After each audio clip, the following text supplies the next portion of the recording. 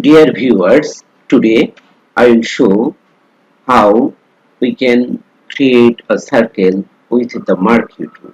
Here it is the marquee tool. First, we'll create a new layer. A new layer has been created.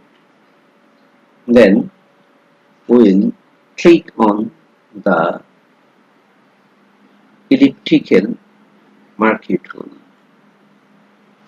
We'll drag the mouse holding down the shift key.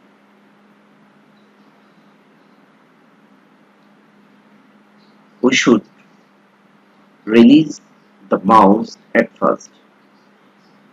Later, we'll release the shift key. Okay. Then click a right click, click on the stroke. Then here widen it 20 as I like. Click on OK. Ctrl D for deselection. Thank you.